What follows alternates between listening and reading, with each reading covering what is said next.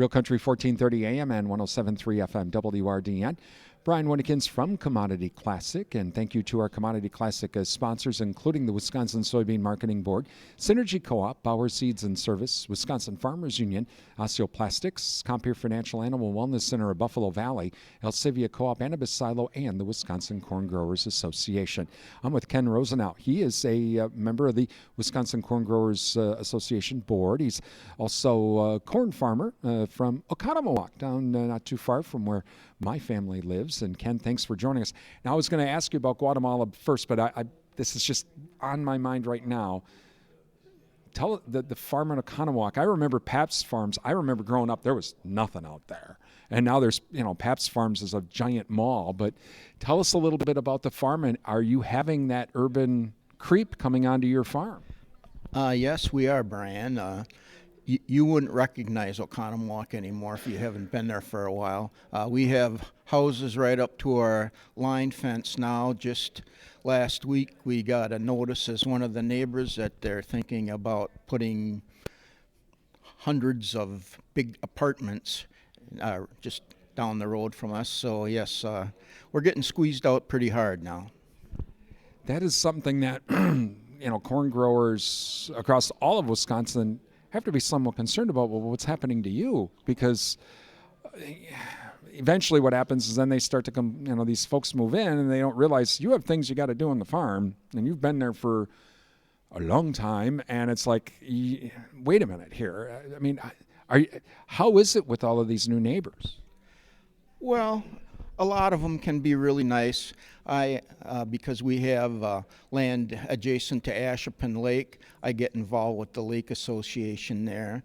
And it's a good opportunity to have a chance to tell our story. For instance, a lot of them, wonder about conservation and what we're doing to take care of the soil and keep the water clean. So it really gives me an outlet to try to tell that story to my neighbors. So that's very important. There you go. We're making a whole bunch of lemonade out of some possible lemons here. That's probably very nice then, that you actually get to have a chance to really sit down with these folks and tell them, hey, here's what we're doing. Right. But, as you said, it's getting very crowded, and it's almost every day I drive a piece of equipment down the road and I'm getting some friendly hand gestures from a lot of people. But I think the most scariest part about it is that when this happens, all our ag infrastructure, the city is moving in, but the ag infrastructure is moving out. We have to go a long way for our implement dealer to get parts. We have to go a long way to get our agronomy things that we need, and we have to go a long way to market our crops. So, it's got to take the bad with the good or whatever. Talking with Ken Rosenow. He's a corn farmer from Oconomowoc, and he's also one of the delegates here at Commodity Classic. And I know as a delegate, you're going to be voting on a lot of these policy things. And I know base acres has been a big one, and Farm Bill's another kind of a big one that you guys are going to be talking about, right? Right. Well, we kind of went over the base acre thing this morning. So there was 2 proposals, and we kind of passed on voting for both of them. So we're kind of leaving it the same as it is in the book. That's very controversial because the southern growers don't want to change things because they want to keep their, cotton and peanuts and things like that the same. So it's a slow process, but we'll get it taken care of eventually. Now, you also recently had a chance to go on this trade mission to Guatemala. We're not in Oconomowoc anymore. What was that like?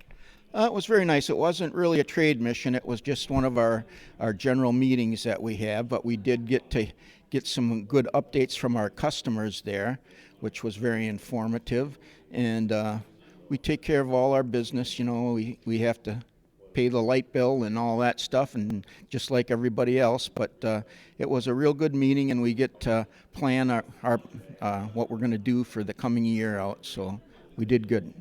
How important is it for Wisconsin corn growers that you guys take these meetings to talk with the end users overseas? Oh, it's very important. I think of course, we have hired people that do all this too, but when they get a chance to talk to the real farmers, and we get to talk farmer to farmer or farmer to feed mill operator or whatever, that really means a lot more than just having, say, a salesman do it. So they really take it to heart and appreciate it very much. Talking with Ken Rosenow. He's a Wisconsin corn grower from Oconomowoc here at Commodity Classic. So, Ken, as over the years, and I've asked all of the other folks that have attended, over the years you've come out to Commodity Classic at all of the different locations. How does this year compare to past? Well, I think this location has some advantages. I think everything is real compact and close by, so we're not spending so much time. At some of the other venues, you had to walk a half an hour or 45 minutes to get from your hotel to the meetings, but everything has been very close, so it's, I think, a very efficient place to have the meeting here. And I know that the education's been a big deal, and in talking with Kevin and a few of the other folks this morning, the water quality and protecting water quality has been one of the biggest educational parts of this year's show, hasn't it? Yes, it has. Just after I had lunch a few minutes ago, I had a chance to sit in on something from the Soybean Association, and they were discussing that with some new cover crops and things that they're coming up with. So, yeah, that's got to be a top priority for all of us. Is that something that some of these ideas that you're able to not only take home to your farm, but then also talk with other corn growers as well about what they could do on their farm? Yeah, and I think that's one of the best things about Classic. Take, for instance, when we were eating lunch, you sit down with farmers from other states and you talk with them and find out what they're doing and how they're doing it and how successful it is or isn't, and exchange ideas. And a lot of times that's better than some of the educational sessions themselves, because you get it right from the horse's mouth. Ken Rosenow, he's a Wisconsin corn grower from Oconomowoc. We are at Commodity Classic. One more thing, though, before I let you go. I've asked everybody else this now. Down south, you guys have had more winter than we've had up in the central and northern part and even in the western part of the state. But are you ready to go with the spring planting? Well, it does give you the bug a little bit when you see everything starting to green up. And just while we were here, I made a phone call home to my son, and he said it was 70 degrees and they had thunderstorms, but then the next morning it was 17 and they had snow. So I guess you don't think about it for too long, I guess. So that's because it can sure change. Look at Wisconsin. You bet. It can change in a day or even in an hour as well. Ken Rosenow again from Oconomowoc here at Commodity Classic. I'm Brian Winnikins. This is the WRDN Morning